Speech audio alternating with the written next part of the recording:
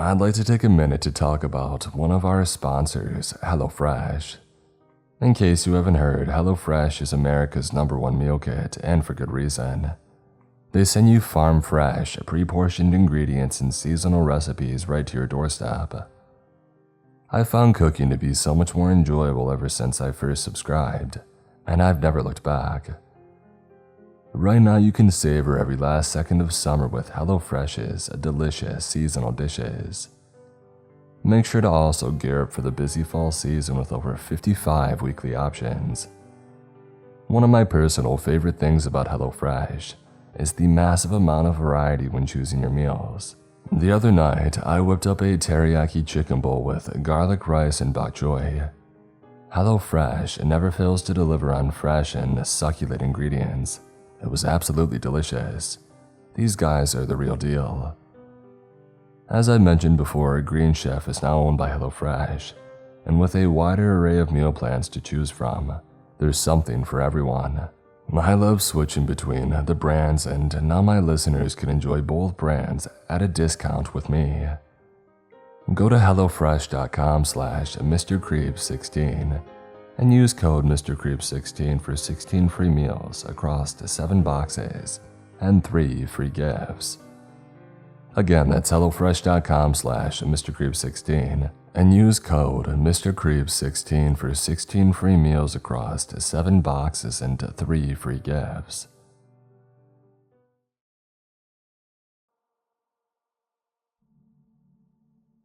The Nereus Research Station is a secret undersea research facility that was built 9 years ago.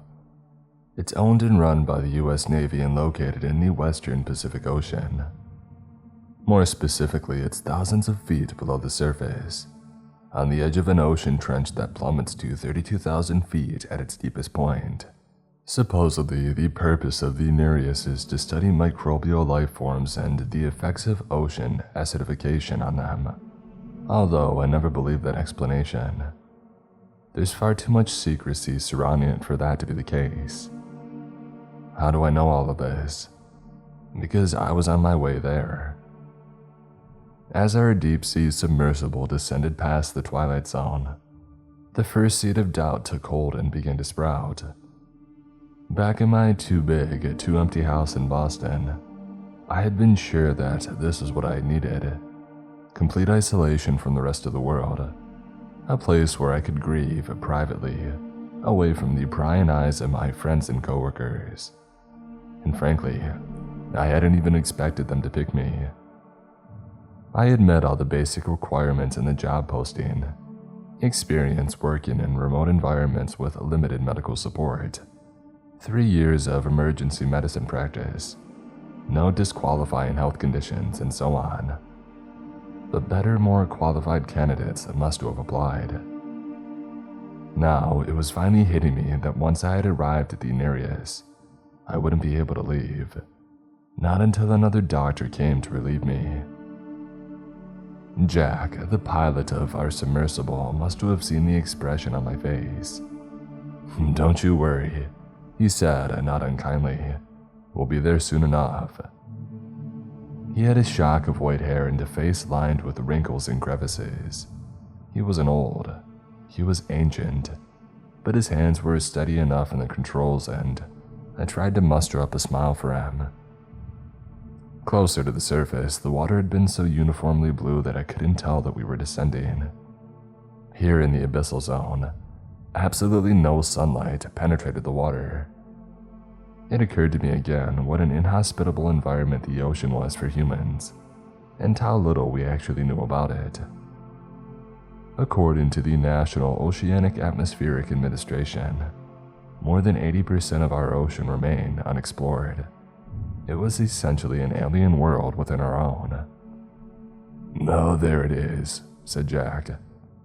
I followed the direction his gnarled finger pointed in, and caught my first glimpse of the Nereus. I knew all the basic facts about it. Of course, it was a 2-story structure roughly 8,000 square feet. The first floor consisted of a long tube divided into 3 main compartments, each sectioned off from the other via sliding doors.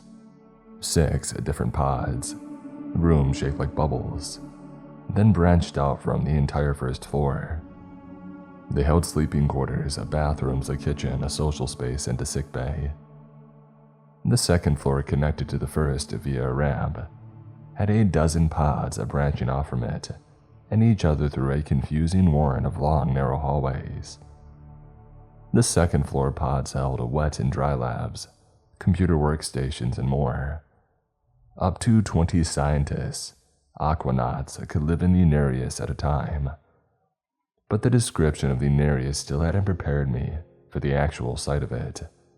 It was beautifully elaborate and defiant. Something impossible lifted straight out of a sci-fi novel. By the time that I had managed to extricate myself from the submersible, I found the station leader already waiting for me, visibly impatient. Alexandra Moreau. Everything about her, from the no-nonsense look in her gray eyes to the brisk efficiency of her movements, screamed military, even though she didn't introduce herself as such. She gave me a quick, assessing look before saying in clipped tones, "I'll be giving you a tour of the first floor of the station. Follow me." Right, thank you." She was already striding down the hallway, and I had to break into a jog to catch up with her. A headache had developed sometime in the past 30 minutes, and I struggled to follow along as Alexandra listed off the different sections of the station. The first compartment contained the submersible docking station. The next compartment was the entry lock, and the third one, the biggest, was the main lock. As far as I was concerned, only the following 3 areas mattered to me: the sick bay, the kitchen, and my sleeping quarters. The inside of the Nereus looked much older and was more cramped than I had expected. Rust cropped up in unexpected places, such as around the viewports or along the edges of power doors, and the lights kept flickering. Worst of all, an odd, dank smell permeated everything, insinuating itself into every corner and crevice of the station. It reminded me of the summer that I had spent living in the basement room while studying abroad at Cambridge. No matter what I had done to try and eliminate it, it stubbornly stayed until I left. And Benjamin, Catherine, and Rose are the 3 scientists here at the moment, but there are always 2 technicians. Alexandra was saying when I tuned back in. They monitor the life support systems and fix the little things that break. Jonathan and Ellen, you'll meet them all later. When do I get to meet Dr. Miller? Dr. Miller left 2 days ago. Here, this is where you'll be sleeping. It's not crowded at the moment, so you have the pod to yourself. If that changes, however. I knew that it wasn't a good idea to interrupt Alexandra, but the question burst out of me before I could stop it.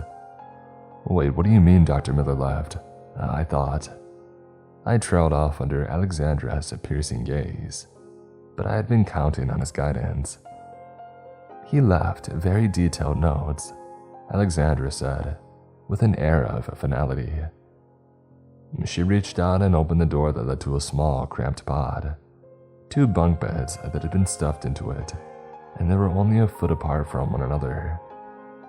I couldn't actually imagine sharing the space with anyone else, much less 3 other people. Do me a favor, Dr. Weir, she said abruptly. Don't go onto the second floor of the Nereus without advance permission. Do you have any other questions? I shook my head. She gave me a curt nod and left me standing there, clutching the duffel bag that I had packed with my meager belongings. This was going to be my home for the next 6 months, for better or worse. That night, I had a nightmare. Riley was walking through the living room, jingling his keys in one hand as he hummed tunelessly to himself. He paused abruptly and looked at me. His left eye had vanished, the eyelid hung limply over the empty socket. You need to leave, Cordelia, before it's too late. And then he kept walking. Up the stairs, down the hallway, and into the bedroom. I heard the sound of the bedroom door slamming shut. I knew exactly what would happen next, but I couldn't move. An invisible hand pressed me down into the living room sofa, and as these seconds trickled by, it began to exert greater and greater pressure on me. It was squeezing me like an orange it meant to squash flat. My skin went taut under the pressure and then split, blood spraying in all directions. My eyeballs went next, first bulging and then popping out from the sockets. My organs were rupturing, the bones beginning to splinter and crack. The pressure relented as suddenly as it had started. Even without eyes, I could somehow look down at myself. My bones had turned into metal struts, and the muscles and tendons into thick metal wires wrapped around the struts. As I watched, flowers of rust bloomed along my body, huge orange-red petals unfolding over me. I tried to cry out for Riley. My jaw creaked open soundlessly and the bottom half of it fell away with a loud screech, tumbling to the ground. It looked like a part of a steel-jawed trap. I woke up with a gasp. The nightmare had been so real that I couldn't help checking myself for injury, frantically patting my face. Reason gradually reasserted itself. I was on the Nereus, lying in the bottom bunk bed. I was here to replace Dr. Miller, and I would stay here for the next 6 months. And my husband had been dead for almost 12 months. I laid back down, shivering as the sweat cooled on my body. For the first time since I had learned that I would be staying on the Nereus, I allowed myself to think of Riley, how he used to laugh with one hand placed against his chest as though to contain his laughter, the way that his eyes would light up whenever he talked about fishing or bird watching. I used to joke that he was only interested in hobbies meant for old men. I even missed the little things that had annoyed me about him, like the fact that I'd always had to say his name 3 or 4 times to get his attention. Cordelia. The voice came out sighing out of the darkness, and fear leapt through me, hot and coppery, because that was Riley's voice, strangely garbled, as though he spoke through a mouthful of blood or water, but I would have known his voice anywhere. And that meant that I was having a nightmare, an extremely vivid and realistic nightmare. Never mind that I felt wide awake. My eyes strained to make out his face in the darkness. Nothing, except I thought I could see a slumped shape sitting on the bunk bed opposite of mine, only a foot or so away. If I reached out, I was certain that I could touch it. Do it then, my mind screamed at me. Do it and you'll see that there's not actually anything there. But I was too terrified to move. And what if there was something there after all? What then? He spoke again, flat and dispassionate. You need to leave, Cordelia, before it's too late. And then silence. The next morning, with all the bright, fluorescent lights on overhead, it was remarkably easy to convince myself that I had simply dreamed up the sound of Riley's voice. Of course, my dead husband hadn't appeared in the middle of the night to warn me about staying in the Nereus. The idea was laughable in the extreme. I told myself this and carefully didn't look too closely at the bunk bed. The blanket did seem a little crumpled, as though someone had been sitting on it, but I might have actually done that last night. As I walked around the Nereus, headed towards where I thought the kitchen was, I marveled again at how normal everything seemed. Aside from the lattices of rust and the occasional viewpoint that showed me the same unrelenting darkness, I almost could have believed that I was back at the surface. Riley would have loved the fact that I was working here, but the thought had barely flitted across my mind before I pushed it away. The kitchen ended up only being 2 pots down from my sleeping quarters. Like everything else in the Nereus, it was cramped and crowded. Although in this case it was cramped and near to bursting with enough food to feed a small army. There was a microwave oven, a tiny sink, and a kitchen table. That was really just a square-shaped piece of metal next to the sink. Directly opposite the sink was a vast wall of panels filled with various dials and other equipment, possibly meant for communications. I knew that the Nereus was connected to another underwater habitat called the Proteus, high above us and closer to the surface.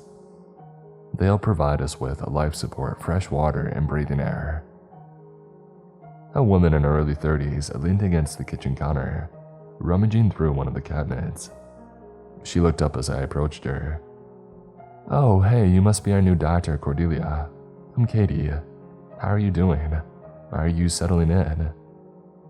She had a spray of freckles across her nose and a bubbly manner that instantly put me at ease. I smiled back at her. I'm doing well, thanks. I mean, I'm still a little shell-shocked by everything here. I know the feeling.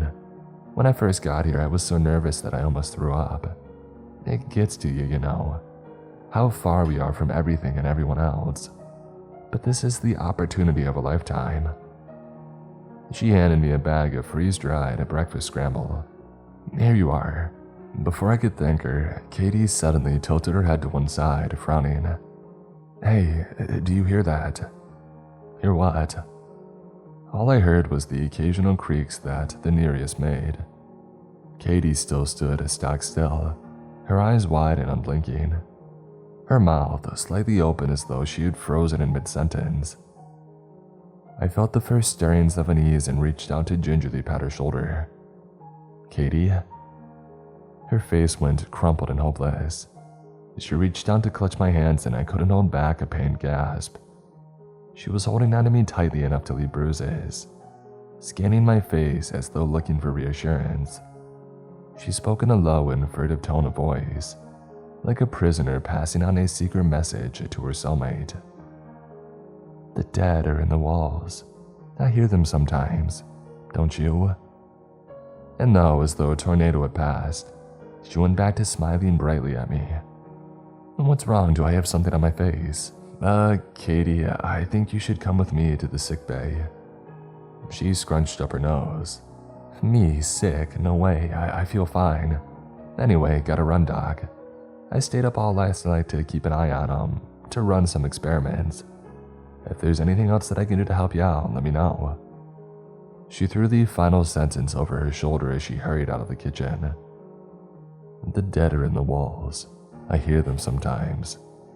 Riley's sitting on the bunk bed opposite mine. No, that had to have just been a nightmare caused by the stress of settling into an unfamiliar environment, plus starting a new job. Katie couldn't avoid me forever. The station was too small for that.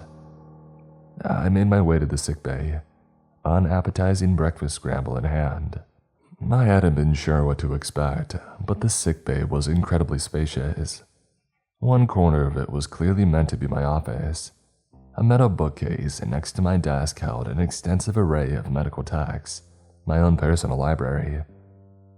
The rest of the room held an exam bed and a range of medical and dental equipment. There was a portable x-ray machine, an EKG monitor, and even facilities for me to take a blood or urine analysis. I sat down behind the desk and opened the manila folder lying on it.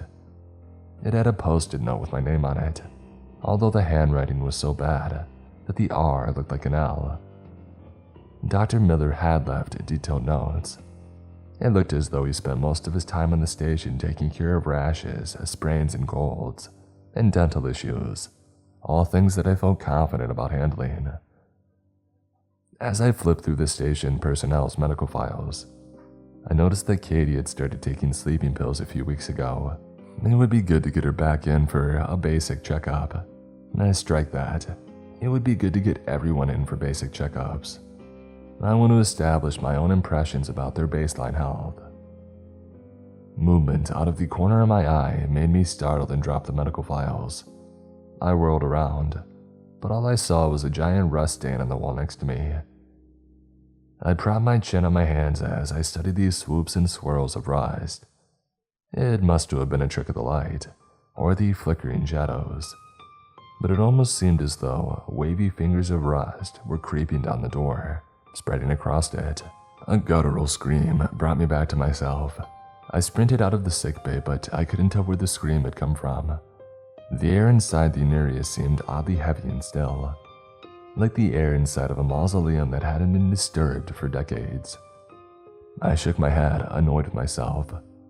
Stop that, Cordelia, get a grip. Another wordless scream rang through the air, and this time I managed to pinpoint it to the entry lock. I ran towards it, my heart thundering so hard that I half expected it to rip itself loose from my chest. Halfway there, my feet went out from under me. I barely managed to catch myself on my palms, pain throbbing along them. I had slipped on blood, a lot of it. I scrambled back up and followed the thick trail of blood towards the pod that had been designated as our social space. It was nearly as large as the sick bay and contained 2 worn couches that faced one another. A long wooden table had been set up between them. The walls practically burst with the spectrum of different colors. People had put up posters, photographs, artwork, and every other possible kind of wall decor. The effect was overwhelming, but that wasn't what drew my attention. Katie stood facing the wall. She had a bloody scalpel in hand. She stood next to a body, a man's unmoving, lifeless body. He was stocky and short and wore a simple black t-shirt and khaki shorts. I couldn't tell much else about his appearance because Katie had cut off his face. It hung down to his neck in a loose flap of skin. The muscles in his face glistened wetly, and his teeth were bared in an eternal rictus of agony. They looked impossibly white against all that blood. When I stepped closer, I noticed the series of red mouths scattered across his chest and stomach. Stab wounds.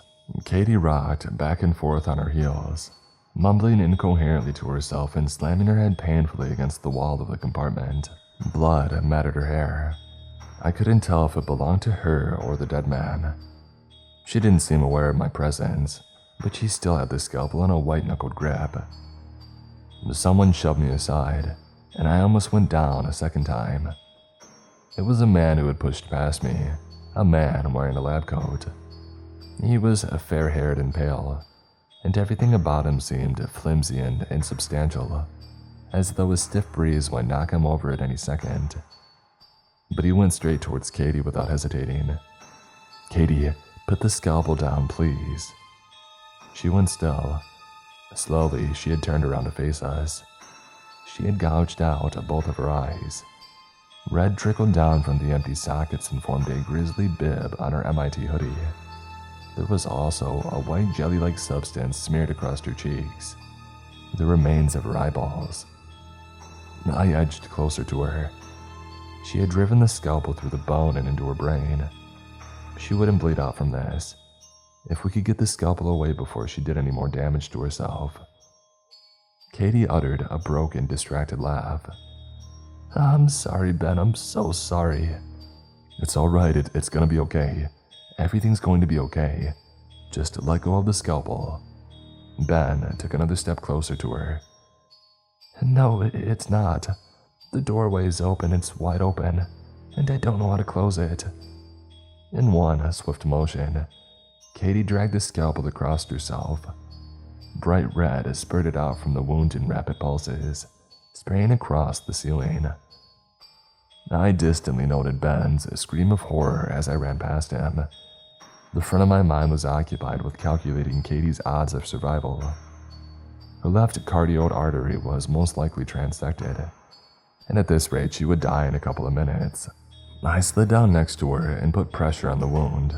I needed to clamp the blood vessel off. I ripped off the hem of my shirt and dug the strip of cloth through the wound to grip the artery between my fingers, pinching it tight. But it was no use. My fingers slipped and the blood pulsed right past them, making me squint against the spray. She was going into a hemorrhage shock, her skin turning clammy and cold even though her heart rate was rapidly increasing. The Nereus didn't have any facilities for surgery, and there was no way for us to evacuate her to a hospital in time. She was going to die. "It's going to be okay, Katie," I said, speaking as calmly as I could. I even stroked her hair, though I doubted she could feel it anymore. "You're going to be all right." And Katie made a gurgling noise in her throat. She could have been trying to speak maybe, but the sounds coming from her were slurred and unintelligible. She turned her head slightly, those empty sockets glaring straight at me, and it felt somehow as though she saw me. Even without her eyes, she saw me. Horror twisted through me, a sharp hook that threatened to unzip my guts. Part of me wanted to get up and run, to leave her lying on the floor. but this time when Katie spoke again, I understood her. "It's here. It's already here and it's inside." She shuddered all over and stiffened. Then she went limp, her jaw falling open. She was gone. I sat back on my heels, arming the sweat off my forehead, and I looked around. The nameless dead man was still lying on the floor, while Ben had slumped down, his head hanging down and his legs splayed out in front of himself. He didn't speak or move. Alexandra stood a few feet behind us. She took in the scene expressionlessly, and then glanced at me in a wordless demand. "She's dead." And then, because I couldn't hold the question in any longer, I added, "What did she mean by the doorway is open?" Alexandra had refused to tell me anything last night. Instead, she had sent us all back to our separate sleeping quarters with strict orders to stay silent about what had happened, while she consulted Mission Control. They would decide whether to send another submersible to shuttle us from the Nereus and back on a dry land. Exhaustion dragged at my limbs as I went through my morning routine. I had spent the night tossing and turning, Katie's words a drumbeat in my head. "The doorway is open and I don't know how to close it." Despite how often I would turn them over in my mind, I still didn't know what she had meant. And every time I did close my eyes, guilt gnawed on my stomach with sharp, cannibal teeth. I should have insisted that Katie accompany me to the sickbay. Maybe if I had done that, she would still be alive right now. A furtive knock on the door interrupted my thoughts and I frowned, striding over to it. A woman stood on the other side. She had short, spiky purple hair and a huge tattoo of a sparrow on her right forearm. "I'm Rose, can I come inside?" She kept glancing around nervously, as though afraid that someone might spot her here with me. I hesitated, memories of last night flooding me. I had witnessed an unprompted murder only hours before. Why would I let a complete stranger enter my room? As though reading my mind, Rose added, "I came to you because I heard you were there when Katie died. If you tell me what she said to you, I'll tell you the real reason that we're all here. How about it? Quid pro quo." Alexandra had made it clear that everyone in the Nereus operated on a need-to-know basis. I didn't need to know what the scientists were studying, so I didn't. She didn't think that anyone else needed to know what Katie's last words had been either, and she had been livid if she found out Rose had asked me. But I couldn't deny that I did badly want to know what Katie had meant, especially since I was stuck here for the next 6 months. "Hold on," I told Rose. I shut the door and started digging through my duffel bag. It didn't take long to unearth my keychain. I had a range of Swiss Army knives on the other end of it. They looked ridiculously tiny and flimsy, but any kind of weapon was better than none. I slipped it into my pocket and opened the door again. Rose bolted into my room. "Hey, thanks. If Alexandra knew that I was here, she would string me up fast and then you can say non-disclosure agreement. You're probably wondering why I'm asking you instead of Ben. Well, he won't talk to me. I think he blames me for all of this. And I heard that John..." She faltered, swallowing hard. "Oh, John is dead. So please tell me, what did Katie say to you?" "Oh, well, she said the doorway's open, and I don't know how to close it. It's inside." "What did she mean by that?" Crap. Rose ran her hands through her hair until it stood up in all directions, and started pacing up and down the narrow aisle between the 2 sets of bunk beds.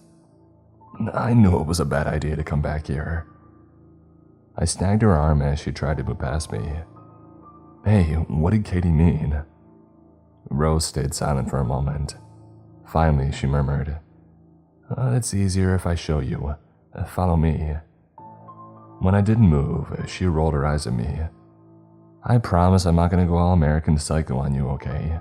If you want to know what's going on, then follow me." I slipped one hand into my jacket pocket, squeezing the cold, reassuring metal of the keychain, and I nodded at her. She didn't waste any time. She led me straight through the main lock and up the ramp, into a confusing labyrinth of hallways. In theory, the nearest was modular, which meant that it could be taken apart and then reassembled with upgraded tech. In practice, that had apparently been too costly or too time-consuming, because they had just added on more and more sections to it without taking anything out. The hallways looped around each other, intersected at random intervals, and occasionally doubled back. I quickly became lost as we took one dizzying turn after the other, but Rose never faltered. And we ended up in front of a pod that I had never seen before. Rose stopped with her arms crossed. It goes without saying that you can't tell anyone else about this. Well, they wouldn't believe you anyway. I can hardly believe it myself, and I'm the one who found it.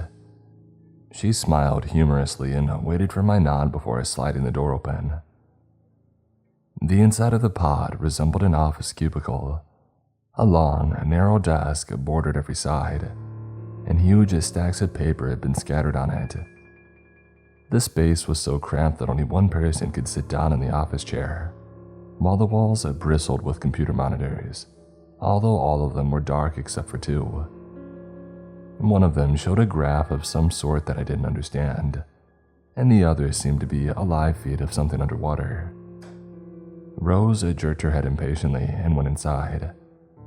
"That's what we're studying," she said, her voice low and hushed as she pointed at the left-hand computer monitor. "We found it at the bottom of the ocean, in the deepest point of the trench, 9,780 meters deep." I frowned and leaned closer to it, until the tip of my nose nearly touched the screen. The image on the screen was blurry, but I thought that I could see 5 standing stones arranged in a rough circle, each one equidistant from the other. They were roughly the same height, although they all tapered off at the top. The sight of them tugged free of memory of time my friends and I had driven from Cambridge to Stonehenge. It had taken us 2.5 hours, and it had been a huge letdown. We had walked around the standing stones for 10 minutes and then headed back. This was the reason for all the secrecy of the Nereus, a pile of rocks. Still baffled, I said slowly, "So you're studying a monument?" "No, it's not a monument." Rose held my gaze as she spoke the next few words, her dark brown eyes intent on mine. "It's a doorway to an alternate dimension." I walked towards the sick bay, so occupied with what Rose had told me that I barely noticed the door had been left open. I had asked her how they had discovered that it was an alternate dimension, and she had launched into a scientific explanation that had sailed straight over my head. I was only able to follow about 1 word in every 10. The gist of it was that this alternate dimension was within spitting distance of ours, and that stepping into the space within the stones brought you there. I'd asked Rose whether Katie had been right, whether something from that other world could have come through the doorway and onto our station. "One time we sent a rover to collect some samples, right? Well, as soon as it crossed into the space within the stones, bam, it disappeared. The tether was severed and all the cameras went out, but it went through and we never saw it again. So, if something can go through from our end," she ended in an eloquent shrug. It sounded crazy, and it was crazy. This kind of thing didn't happen outside of science fiction novels. I wanted to get out of here. Now, I forced myself to take a deep breath, shoving away the thin tendrils of panic that kept trying to worm their way into my brain. "Stop it, Cordelia," I told myself. "Focus." I wasn't getting off the station without Alexandra say so. I had to concentrate on what I could control, and right now that meant looking through Katie's medical file and searching for any clues that could explain her behavior. I settled down into my office chair and started going through the clutter of paperwork. It was amazing how much of a mess I had managed to make yesterday morning, but as the minutes ticked by, I still couldn't find Katie's medical file or anyone else's. I frowned, drumming my fingers against the desk. I remembered hearing Katie scream and running out of the room, leaving everything on the desk. So where the heck were the files? A soft, high-pitched giggle broke the silence. I looked up just in time to see a flash of gray and red move past the doorway of the sickbay. "Hello?" I called. "Who's there?" No response, but that giggle had sounded familiar. Awfully familiar. My mouth went dry with dread. "Is anyone there?" "I'm over here, Cordelia." Katie's voice. My internal temperature plummeted 20 degrees, and I hastily covered my eyes, as though I had regressed back to childhood. If you can't see the bad thing, it'll go away. No, this was just an auditory hallucination, one born of stress and sleep deprivation. If I thought that I could hear her giggling, it was only the hum of the generators on here. If I thought that I could hear stealthy, rustling noises, as though she was taking huge steps on her tiptoes, then I was wrong. Dead was dead. People didn't come back as ghosts or things that went bump in the night. I kept my hands over my eyes until my breathing had slowed to its natural pace, until the fear had retreated, and I started to feel like an idiot. I opened my eyes, and Katie was right beside me. Oh my God, she was really here. Her face lowered to mine. I screamed as a fresh wave of blood spilled down from her empty eye sockets, as the corners of her mouth pulled back into a bestial snarl of hatred. She spoke in an inhuman and grating voice. "You let me die, just like you let Riley die. Admit it." The carrion stink of her breath wafted toward me, horribly pungent, horribly real. I tried to push myself away from the desk and stand up at the same time. The end result was that I fell over. The fall knocked the wind out of me, and I remained still, trying desperately to draw in a breath of air. For a sickening moment, I thought I wouldn't be able to, that I would lie there until Katie rounded the desk and closed her hands around my neck. I shot to my feet. The sickbay was empty. I took a couple of steps forward, stunned. Had I just imagined all of that? Through the half-open door of the sickbay, I caught a flash of movement, there and gone. When I ventured outside, Katie stood there waiting for me. She was miraculously unharmed and whole, the same bubbly woman that I had met yesterday in the kitchen. "Come on," she said brightly, almost breathless with excitement. "I need to show you something that you'll really like." My fear retreated, swallowed by the all-consuming guilt that had been my constant companion since the day Riley had killed himself. Katie was right. I had failed them both. In the months leading up to his death, it had never occurred to me that Riley was spending more and more time lying in bed, unable to muster up the energy to complete simple tasks, much less go to work. I paid no attention to the fact that his temper was shorter, that it had been months since he had stepped out of the house to go fishing. No, I was wrapped up in my own tedious BS, and I didn't realize that Riley was drowning, not waving, until it was too late to matter anymore.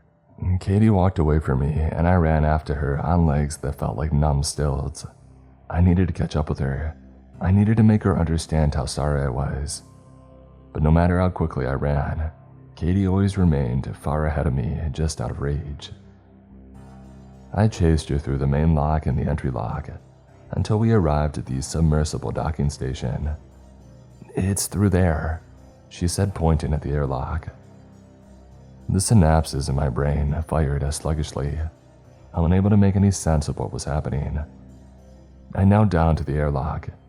Another red-orange rust stain covered the upper portion of the hatch. As I touched it, the rust pulsed under my hand, a heart alive and aware. It started to inch up my arm, enveloping me. I couldn't retreat, not even as it sank into my eyes, my nose, my mouth, coating the inside of my throat until I choked on it. Indescribable agony filled me, and my surroundings blurred together, the colors running and melting, a kaleidoscope of fiery butterflies swarming me. Someone yanked me away and unceremoniously dumped me to the ground. I looked up to find Ben standing over me, 2 red spots high in his cheeks. He was breathing as harshly as though he had just run a marathon. "What is wrong with you?" he seethed. I took in the flickering lights and the white walls. It was the Nereus, just as it had always been. I was sitting in the compartment that held the submersible docking station, except a destructive tornado had descended on the room. Every single one of the rovers the AUVs and submersibles docked here had either been destroyed or set loose, and the gear used to tune them up had been bashed into tiny metal pieces. Ben continued, "You were trying to open the airlock. You do realize that you would have died quickly and painfully the second that you stepped out, right? And why the heck would you destroy the submersibles? Do you have any idea how much they cost? Each one is worth over $1 million. I stared back at him stunned. In the month leading up to my stay at the Nereus, I had once looked up what would happen to a human being if they stepped into the depths of the ocean without any protective gear on. Severe hypothermia, inability to breathe, but worse than that. The pressure of the ocean would push in their body and cause any space filled with air to collapse, including their lungs. And even if they could get air somehow, they would undergo nitrogen narcosis and suffocate from the inside out. If what Ben said was true, then he had just saved my life. Terror crept over me like a shroud and I scrambled up, my clothes drenched with sweat and sticking to me. I didn't do anything to the submersibles. A horrible thought struck me. Wait, Rose told me about the doorway. Is it possible that whatever came through the doorway can make us see things, do things? Regardless of Ben's answer, I was almost certain that something on the Nereus had led me here, toyed with me, and nearly tricked me into a gruesome death. But isn't that what you deserve?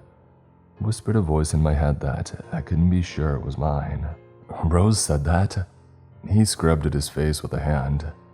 I shouldn't even be telling you this, but we don't know that anything's gone through the doorway at all. Well, Katie thought so. That's what she told me before she died. It's inside. Well, Katie wasn't in her right mind. She kept going on and on about how 2 of the stones were broken, how they would go missing every time she looked away from the monitor. She spent all her spare time there. We should have known that she needed to get back to the surface. I should have known. Before I could respond, a siren began to ring throughout the Nereus. A loud, mournful wail that drilled straight into my eardrums and set my teeth on edge. It was the sound of plague, death, misery. What's wrong? What does it mean? Our primary systems have gone offline. We must have shifted to our secondary systems. But that makes no sense. The Proteus should have. He broke into a run, and I followed close on his heels, praying that the siren was a false alarm. It already felt as though I had been trapped in the Nereus for 3 years instead of 3 days. How long will the secondary systems provide us with power? We'll have at least 24 hours of power, high pressure and oxygen and carbon dioxide removal, but we need to get in contact with mission control immediately. Without warning, the siren stopped, leaving blessed silence in its wake. But before I could huff out a sigh of relief, the lights turned off as well. I stopped in my tracks, nearly avoiding colliding with Ben. The darkness was absolute. There was a loud metallic clatter as he knocked something over. The lights should be back on in a few minutes. He sounded as if he was trying to convince himself more than me.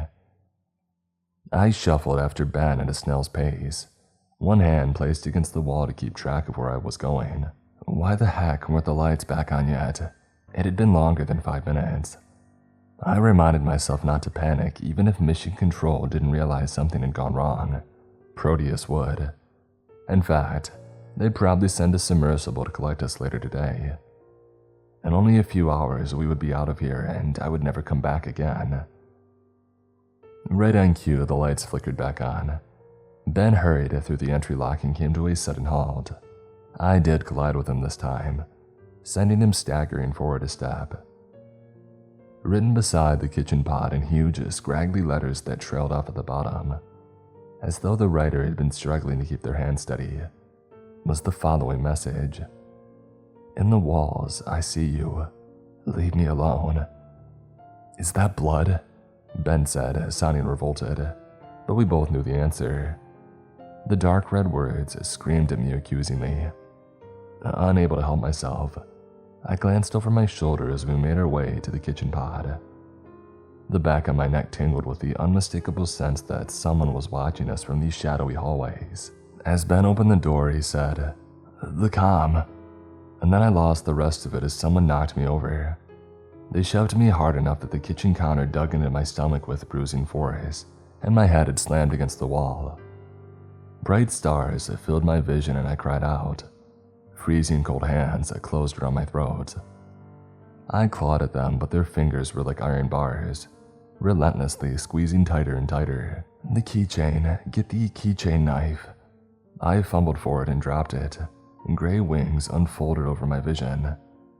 "Ellen, stop!" I heard Ben yell. Suddenly, the immense weight against my back had disappeared.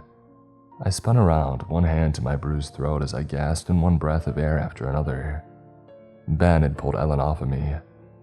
She attacked him with her hands curled into claws and a mindless whine trapped in the back of her throat. When he caught her wrist, she simply surged forward, snapping at him like a feral animal. She was only half his size, but Ben fell back under the onslaught. I reached for the closest object at hand, a long metal cylinder, and staggered towards them. Incredibly, Ellen was breaking free of Ben's hold.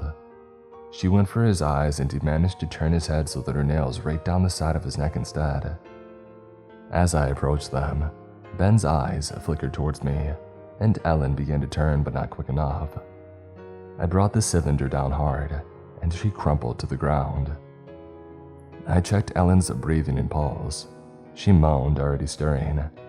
I hadn't knocked her out, just stunned her. I gently rolled her onto her back and looked around for something to restrain her with. But that was when I saw Rose, sitting cross-legged under the sink. It struck me as an odd place to sit, but I spared it only a passing thought. All my concentration was focused on her because, I swallowed hard, because she had disemboweled herself with one of the knives. Behind me, Ben vomited into the trash can. I walked towards her, my hands held up an implicating gesture. The immediate risk was whether Rose had damaged any vascular structures. If she had ruptured her liver, she would be out in about 10 or 20 minutes. I had to stabilize Rose until we could get her to a surgeon. "Rose, can you please put down the knife?" I asked, trying to make eye contact and look at the knife at the same time. I expected her to ignore me, but she slowly turned to me. "What's going on?" I sank down on my heels, careful to telegraph my every movement ahead of time. "Rose, you need to trust me, okay? I want you to hand me the knife." She blinked at me and obediently held out the knife. But before I could take it, she clamped her other hand over mine with surprising strength. I winced, fighting the urge to back away. If I looked away now, if I showed any sign of fear, I had no doubt that she would stab me. She said urgently, "Oh, Katie showed me. It's inside us already and we can't leave. It won't let us. It made me do this to myself." Her voice was growing louder and frantic. "No, we will leave. It's gonna be all right, I promise." I waited for her to say more, but she released me and slumped back. She had passed out. "Ben, can you help me pull her out?" I needed to determine exactly why she had passed out and if she was bleeding from anywhere else. But Ben didn't move. He was staring at the communications panels, his mouth pressed down into a thin, flat line. For the first time, I noticed that they were a smoking, sparkling ruin. Most of the dials had been twisted off, while the center of all the panels had been gouged open. The wires torn out and left in a tangled mess on the floor. "She's destroyed our communications," he said, sounding dazed. "We don't have any other way to get in contact with Mission Control. We're completely cut off from the outside world. And without any functioning submersibles, there's no way that we can leave the Nereus within the next 24 hours. It must have been past midnight, but I was still wide awake, slumped against the door of the sick bay. We had approximately 12 hours left before the Nereus' secondary systems failed. Ben had left to find Alexandra, meanwhile Ellen had escaped from the kitchen floor, while our attention was focused on transporting Rose to the sick bay. Rose's vital signs were stable, her breathing regular, and I had determined to the best of my ability that she hadn't done any additional damage to herself other than the evisceration. In the meantime, I had wrapped her intestine with cling wrap and sedated her with ketamine, but that was just a stopgap. We still needed to get Rose out of here and to a surgeon. Alexandra marched down the hallway, Ben trailing behind her, and I straightened up from the sickbay door. At first, I was relieved to see her, but as she approached us, I noticed the faint, vertical red lines down her face, as though she had been clawing at her own eyes. She raised an eyebrow at my scrutiny. "Is there a problem, Dr. Weir?" I gave myself a mental shake. "We need to evacuate Rose immediately. She's not going to make it for much longer. Is there any other way that we can communicate with Mission Control or the Proteus? I mean, won't they notice when we stop replying to their messages?" The standard protocol is to wait 48 hours for a response before sending a submersible, Ben said impatiently. "By then it'll be too late for us, and since you destroyed all of our submersibles." I glared at him, momentarily speechless. I didn't destroy them, but was that true? I racked my brains, thinking back to when I had first stepped into the docking station. These submersibles had been intact then. After that, though, I had hallucinated the rust coming to life, and I opened my eyes to find everything irreparably broken. Alexandra replied, "It doesn't matter who destroyed what. Either way, they're gone. Is there any other way off the station?" Ben paused. With obvious reluctance, he said, "Well, there's the ADS at 2001, but they haven't been thoroughly tested at this depth. And the Proteus is 2,000 meters above us. There's not even a guarantee that we would make it." He saw my look of confusion and added, "Atmospheric diving suits. They have self-contained life support systems and thrusters." "Perfect," Alexandra said crisply. She drew her gun and shot Ben. I screamed as he fell over, clutching at his shoulder. Alexandra stepped forward to shoot him again, and I rushed her, shoving her arm aside. The bullet went over Ben's head, but she slammed the butt of the gun into my jaw. I fell back, stunned. "What the heck is wrong with you?" I shouted, unable to even hear my own voice. The sound of the gun going off had temporarily deafened me. But as soon as I asked the question, I realized that I already knew the answer. "You've been affected by something from that other world. Whatever's on the station with us." She shook her head. "No, Dr. Weir. My orders from Mission Control were clear. Destroy these submersibles and ensure that no one from the station reaches the surface." Ben spoke up from where he was, still lying on the ground. "They're just going to let us die." "Yes, and if you attempt to leave, I'll shoot you." I had to keep her talking and distracted. She wouldn't be able to hold the gun on both of us forever, and I would take my chance as soon as she lowered it. "What does the US government want to shut the station down now out of all times?" I asked. "What's changed?" "What does it matter to you, Dr. Weir?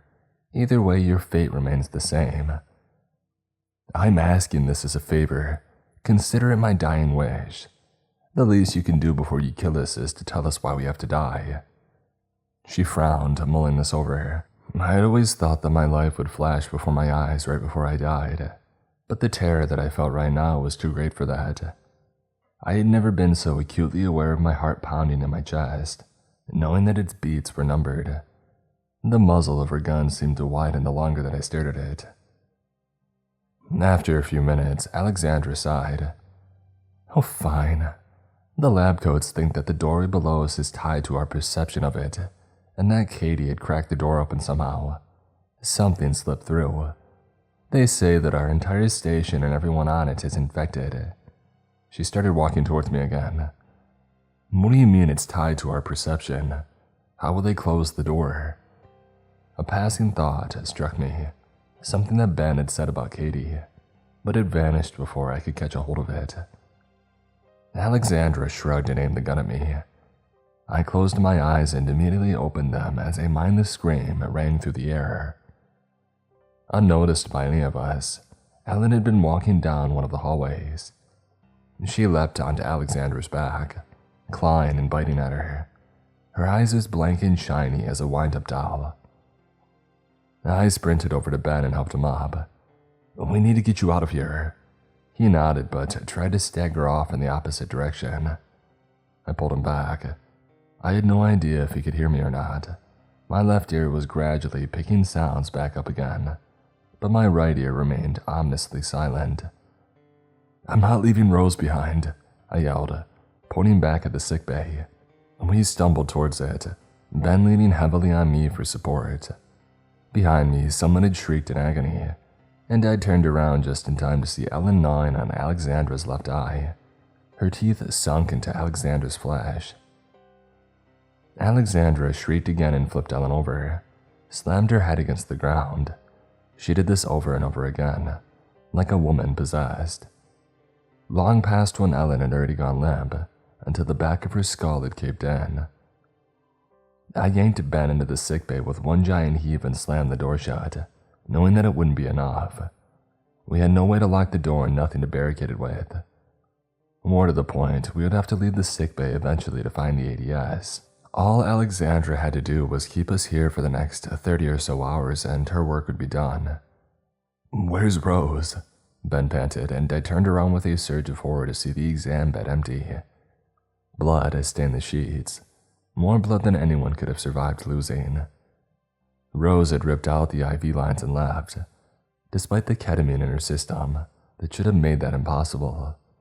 I never should have left her alone in here, not even for 1 minute. A familiar, all-encompassing guilt overwhelmed me. I briefly covered my face before forcing myself to move on.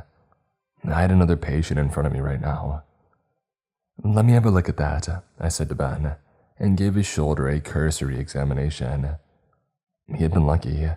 The bullet hadn't gone anywhere near his collarbone. I pulled out the hemostatic gauze from the emergency first aid kit and started plugging it into his wound. As I worked, I kept one eye on the door, half expecting Alexandra to burst through it at any second. But the neuros remained ominously silent, and it was too easy to imagine her lurking outside the door, gun held at the ready. How many rounds did she have left? I tapped at Ben's uninjured shoulder and gestured at the sling. "You're all done." "Good. The ADS 2001s are located next to the docking. We can't go there yet.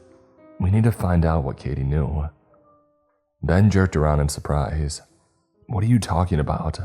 What we need is to get the ADS as soon as possible, before Alexandra destroys them, or the entire station shuts down." "Alexandra said that Katie was the one who would open the door," I said, continuing even though he shook his head. "We need to find out if there's a way for us to close the door.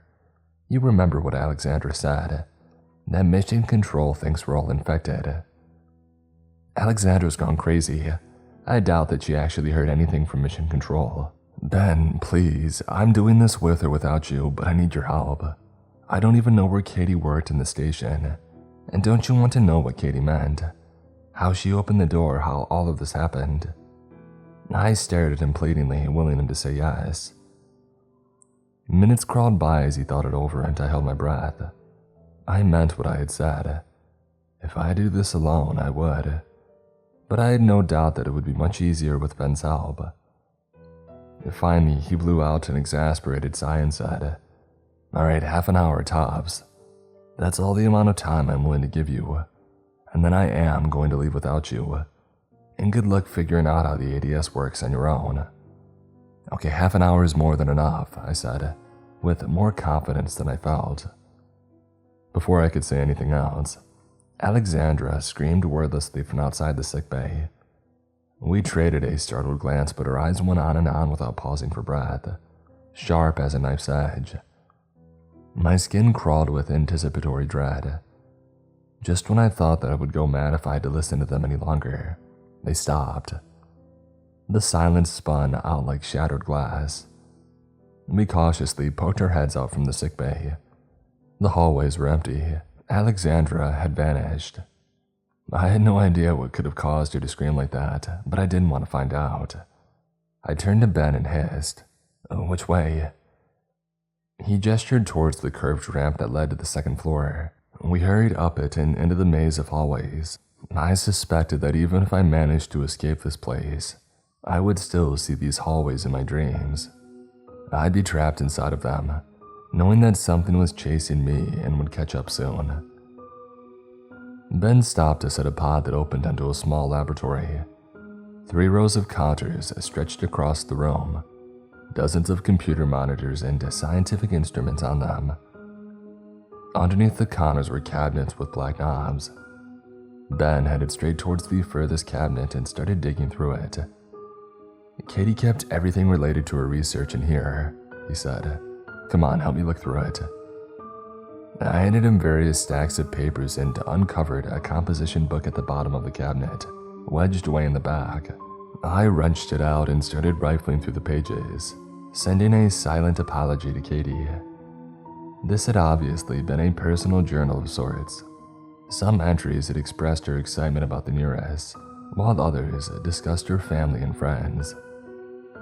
But the later entries became increasingly incoherent and fragmentary. She would sometimes leave sentences or words half-written across the page, and the sentences that she did manage to complete were utterly nonsensical, similar to the message that we had seen earlier next to the kitchen pod. I see you, leave me alone. Near the end, she had pressed her pen with such force that it had ripped straight through the paper. Ring around the rosy, it's everywhere in the station. Pocket full of dead, leave me alone. Stop thinking about the stories. You can't think or else they'll get inside your head and... She made drawing after drawing of the doorway below us, scribbles of 5 stones in a loose circle. Underneath the very last drawing, she had written in a desperate, unhinged scrawl, only 3 stones on the other side, not 5. As soon as I had read the words, the image sprung into my mind, vivid and fully formed. The same circle of 5 stones below us, only one of them had disappeared, eroded into dust over the weight of millennia. Another one was a broken heap. With those 2 gone, there were huge, inviting gaps in the circle, and although the other 3 stones currently remained upright, cracks spiderwebbed through the bases of the 2 of them. They would fall soon as well. Unexpected understanding struck me like a lightning bolt. If that happened, just 1 stone wouldn't be enough to hold the door shut. That alternate dimension would come spilling through to ours, like a pot of ink upended onto a piece of paper, staining the whole thing black. The ground rumbled underneath our feet as the doorway shook. It sent shockwaves through the water and the nearest. Ben yelped and toppled over, while I grabbed for the edge of the counter to steady myself. The earthquake only lasted for a handful of seconds, but it left us both trembling and pale. She was studying the samples, Ben gasped out. They always told us that the rover disappeared and never came back, but samples of what? Samples taken from the other dimension. It says so in her lab reports. Let's get out of here. He shakily got to his feet and we rushed out of the lab. It was utterly insane, something that I had no idea how to express to Ben, but I knew, on a bone-deep level that defied rational explanation, that my split-second mental image of the doorway, as 3 stones instead of 5 had caused the earthquake, that I had somehow shaken the stability of the doorway. Even worse, for that infinitesimal fraction of a second, I had sensed that something vaguely serpentine waited on the other side of the doorway, coiled up against it, a vast, incomprehensible abomination that was inexorably forcing the door open. An ear-splitting siren blared throughout the station, the same one that we had heard yesterday. The lights flickered and began to shut off in the pods one by one. What the heck's happening? I yelled to Ben. Alexandra, she must have done something to the secondary systems. We flew through the hallways. A stitch burned in my side and my throat still hurt from Alan's attack. I wanted more than anything to sit down, but that wasn't going to happen anytime soon. Not if I wanted to stay alive. Every minute we took to navigate through another intersection of hallways seemed to last a year. Finally, we reached the ramp that led down to the first floor, and we sprinted down it and into the submersible docking station. Ben led me straight to a door that I had walked past a dozen of times already without ever noticing. The pod was filled with a mess of machinery. I couldn't even pretend to understand their purpose, but one thing was clear. Those were the atmospheric diving suits hanging from the ceiling. 2 of them. They resembled bulkier versions of spacesuits, but shiny silver and with black bands going down the limbs. Ben tapped a series of buttons into the keypad next to them, and unseen machinery above us had whirred to life, slowly moving the ADS towards the submersible docking station. We ran back there to wait for them, Ben pacing around in tight circles. "How do the suits work?" I asked. I had to yell to be heard over the siren. "You should be able to walk around in them normally while we're on dry land. Once you go into the water, you've got to flip a switch on your arm to activate the thrusters. The foot pedals inside the suit will allow you to move. You've also got manipulators at the end of each of your arms so you can grab objects. We'll put on the legs first and then the top half. The vacuum pump will create a hydraulic seal." The suits arrived at the docking station and we climbed onto the raised platforms to put them on. Stepping into the suit felt like stepping into a coffin. It was difficult to manipulate, and it didn't help that I barely knew how it worked. Ahead of me, Ben stepped over to the airlock and slammed a fist down on the button to open it. I allowed myself to feel a surge of cautious relief. Against all odds, we were leaving the Nereus. "You can't leave." I turned around and screamed. The tottering figure that stood in the doorway of the pod only somewhat resembled the woman that Alexandra had been. At first glance, her body seemed to have turned into scraps of metal subsumed by rust. She turned a face towards me that was a glowing golden blur. As she walked towards us, a wave of rust raced out from her feet. This had to be what Alexandra had meant when she said that we were all infected, all of us. It couldn't be rust. It wasn't. Ordinary rust didn't writhe like that, alive and aware, constantly swirling together to form patterns before breaking apart. It didn't breathe. I backed away, but the weight of the suit hampered my movement. Every step backwards took an immense amount of effort, and at the back of my mind, a panicked voice yammered. "It's been on the station this entire time, and you even touched it. You've been breathing it in." Abruptly, the knot rust formed thick bulging masses across her entire body. The one on her upper thigh transformed into a familiar face, Katie's. It happened again and again until the faces of the dead were staring at me from Alexandra's body. I saw a man's face, one that I didn't recognize, and remembered Dr. Miller's inexplicable departure from the ship. He hadn't left at all. The knot rust was constantly in motion, and their faces seemed to laugh or scream or both at once. I realized with numb horror that everybody who had died in the Nereus so far had achieved a horrible kind of immortality. When Alexandra spoke again, it was the voice of the Nereus as it creaked and groaned under the immense pressure of the ocean depths. "You don't want to leave." Each word sliced through the noise of the siren clearly. It was true. A tiny part of me wanted to stay. I wanted this nightmare to end. And maybe that same tiny part of me wanted to help open the doorway below us, to go through it, and to let the knot rust take me over. It was already inside of me, and the process would be simple. Quick, painless. Around us, the Nereus trembled. It was transforming where the knot rust touched it, turning into a structure made from alien flesh and bone. Its walls shivered, covered with peeling skin and glowing red-orange veins. The ground squelched underneath me, soft and spongy. My feet stuck to it with every step. The entire station breathed and pulsed with unspeakable life. What ultimately cut through my longing was the memory of Alexandra's screams, how they had turned into horse barks near the end. It wouldn't be painless at all. I backed up until I was next to a stack of unopened crates, and Alexandra lurched towards me with a frightening burst of speed. She raised her arms to embrace me. Summoning every last scrap of strength, I grabbed onto the closest crate and swung it at her. She screamed in baffled rage, and I ran for the airlock, knowing that I was literally running for my life. Nothing could have prepared me for the fear that ate through me like acid. and the wild exhilaration that accompanied that fear, in defiance of all common sense. I had only given myself a few seconds head start, but it turned out a few seconds was all that I needed. Every muscle straining with effort, I threw myself into the airlock.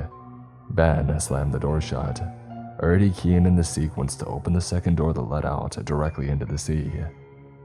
We left the Nereus, and not a moment too soon. The lights from it shut off all at once, the ever-present hum of the generators dying into silence. I had a split second to revel in our freedom before I started to sink. The darkness around me was impenetrable. I thought of what waited below in the trench and screamed. LED lights blinded me and the radio in my suit crackled alive. Ben said directly into my ear, "Use your foot pedals. Pushing down on your right toes will move you forward, and the heel will move you backwards. Pushing down on your left toes will move you down, while the heel moves you up." Right, I had foot pedals. I flipped the switch to activate the thrusters and pressed down on the left foot pedal gingerly. The ADS took me upwards at an odd angle and I crashed into the side of the Nereus and rebounded. When I stopped pushing on the pedal, I immediately sank again. At least the suit was much easier to move in the water. How do you have lights? An unpleasant thought struck me. And how much oxygen do we have? Well, the LED lights are located on your arms, and the ADS 2001 has 2 separate oxygen systems with a total capacity of 25 hours of life support. The air inside of the suit is filtered and recirculated by carbon dioxide scrubbers. After a few fumbling moments, I managed to turn the LED lights on and breathed a sigh of relief. The darkness of the abyssal zone still pressed down around me, but the lights illuminated my immediate surroundings. That was good enough for me. Or as I struggled with every movement, Ben used his suit without any difficulty. He pointed at something barely perceptible in the distance. "We need to follow the umbilical from the Nereus to the Proteus." Our pace was hampered by my incompetence with the suit, and I tried not to dwell on the fact that it seemed like I would need every last one of those 25 hours of life support. Despite Ben's concern, the suits were holding up well, at least as far as I could tell. We followed the umbilical, which was comprised of hoses that supplied air from compressors, oxygen from storage flasks, and power lines from the generators. Hours passed and Ben and I didn't talk much, both of us lost in thought. Now that we were out of immediate danger, the events of the past few days played through my mind on a grisly loop. I thought of Katie, Rose, John, Ellen, and Alexandra, and all of the ways they had either murdered one another or themselves. I hadn't been able to save anyone. Most of all, I thought of all the times that I had touched the non-rust, blissfully ignorant of what it actually was. Was it inside of me right now, a seed of infection waiting to flower? And if so, what did that mean for the rest of my life? Would the Navy quarantine us or leave us to die? I had been mindlessly following the umbilical, all my attention turned inward, so our arrival at Proteus caught me by complete surprise. It was a simple one-story structure in the shape of a long tube, not unlike the first floor of the Nereus, but there were no pods or hallways protruding from it, and it was half the size. Light shone down on us cheerily, and I paused uncertain. Going inside the Proteus meant telling everyone what had happened on our station. It meant everyone scrutinizing my decisions and actions, and living with the consequences of them. Ben, however, didn't share my hesitation. He maneuvered himself up to the airlock and started punching in the sequence to open it. I stared at him amazed. "How do you know the codes to open the Proteus's airlock?" "We might have been assigned to the Nereus, but scientists often rotate between the 2 stations. My stint at the Proteus ended only a week ago. I'm surprised they didn't change the codes yet."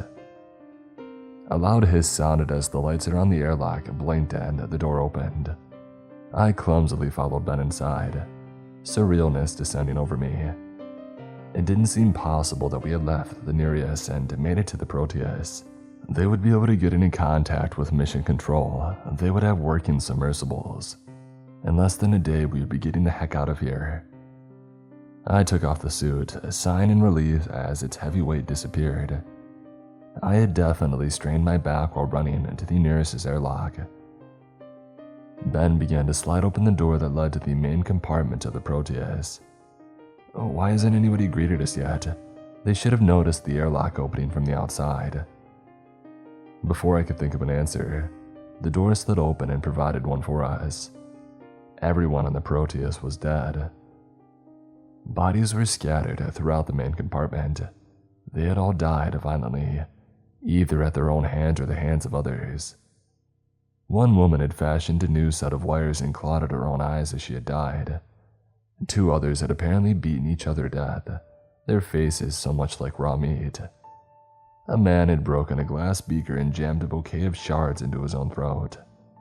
Even worse, the knot rust blown from every square inch of the station. It swirled and shifted as I looked at it, as protean as the sea. There was no escape from it. The hiss of a door sealing shut shook me out of my stupor. I turned around and saw Ben inside of the airlock. He didn't have a suit on. Horror threatened to drown me, and I tried to tug the door back open. "What are you doing?" I demanded, knocking on the door to get his attention. He turned towards me, face slack and eyes glazed, mumbling unintelligible words under his breath. I yanked at the door, pummeled it, not caring if I scraped my knuckles raw. "Get back here, Ben, right now." I couldn't lose him too. "There's no point, Cordelia. The doorway is opening, can't you see it?" He gave me a beatific smile. 3 stones and not 5. And once again, the image pierced my mind. 1 stone was already gone, the other lying in a broken heap. 2 more swayed on their foundations, huge cracks splitting them down the middle. A smoldering orange-red light, the light from an insane alien sun, began to spill out from the space within the circle. It pulsed with avid green, twisting everything in its path. I fell to the ground, clutching my head uselessly as the Proteus shook. I tried to imagine 5 standing stones again, all 5 upright and whole as I had first seen them. I might as well have tried to stop breathing. The image of the 2 broken stones kept intruding, and every time I pictured it in my mind's eye, it grew more solid. I somehow knew that if I didn't stop thinking about the broken stones in that other dimension, the stones in our world would break too, their reality overriding ours. When that happened, that unspeakable thing would break through, followed by a whole host of other abominations. With an effort, I wrenched my mind away from the doorway. The shaking had subsided instantly. I scrambled up to my feet, running back to the airlock, hoping that it wasn't too late. But it was empty. Ben was gone. I was the only one left. An interminable amount of time passed. When I had looked up, Riley was standing over me. His eyes were 2 bleeding holes, and maggots wormed their way out from underneath his peeling fingernails. I didn't have the strength left to speak. He held out his hand to me in a wordless demand, and I took it. As he led me through the Proteus, I tried not to look at the bodies. Each one seemed to be glaring at me accusingly, their faces twisted in hatred. It didn't take us long to arrive at the sickbay. The scalpels gleamed under the fluorescent lights. "No," I told him, and I backed away, shaking my head. Riley said nothing. He simply held one up, waiting. The night that my husband left me, I was lying in our living room sofa watching an old TV show. I don't remember which one. I noticed Riley humming as he walked through the kitchen and up the stairs, and I heard the bedroom door slam shut. But it didn't occur to me to check on him. He seemed so much better lately, more like his old self, cracking jokes, leaving the house again. I eventually decided that I would go up and talk to him as soon as the next commercial break had started. But a few minutes later, a gunshot had echoed throughout our house. I raced up the stairs, taking them 2 at a time, my heart in my throat. The bedroom door was locked, and I had to call 911 to break down the door. By the time they had arrived, I already knew what we would find inside. The bullet had exited the back of Riley's head, and we found the drying remains of his brains splattered against the yellow wallpaper. I did that. I let him do it. I took the scalpel, its cold edge biting into my hand. This was a way out of the nightmare of the past few days, and more importantly, I deserved this. Riley nodded in agreement, his head moving jerkily. I raised the scalpel and set the tip against my abdomen. But memories started to flood me, the first day that Riley and I had had at a board game cafe in Boston, a fall tradition of going apple picking and getting cider donuts, and how he had hidden my engagement ring inside the basket meant for our apples. And most of all, I remember that wiry grin of his and the way it lit up his whole face. Suddenly, I sensed Riley's presence.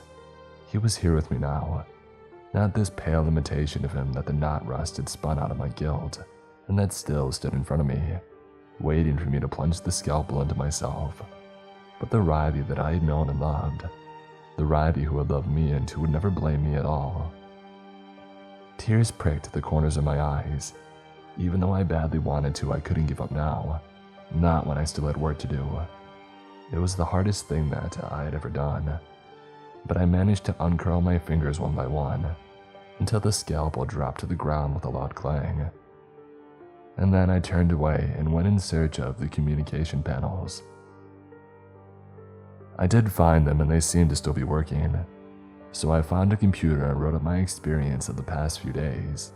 Alexandra said that these scientists think the doorway is somehow tied to our perception. It's my personal theory that the things on the other side of the doorway gained a foothold in our world through Katie's mind, after she had studied the samples from their world. That was enough to wedge the door open a few inches, and because I'd been on the nearest, breathing in that knot rust, they've managed to infect my mind as well. Now that I've read her notes and seen the stones broken, only 3 of them left. I can never unsee them that way, and every time I think of them, it weakens the doorway some more. They found a foothold through my mind too. If somebody is reading this right now, please imagine 5 standing stones at the bottom of the ocean. Not 3, but 5. 5 stones in an unbroken circle, tapered off at the top and equidistant from one another, whole and upright. I'm not sure if that will be enough to close the door again, but we have to try, because otherwise our world will become an extension of theirs, an insane place with 3 suns in the sky and a feverish, hungry light. And the worst of it is that none of us will die. My ADS still has 22 hours of oxygen left. I could try to make it up to the surface, but my current plan is to find a way to destroy both the Proteus and the Neuros, and the knot rust on both stations. I have to do it before the Navy decides to send anyone else down here who might become infected too.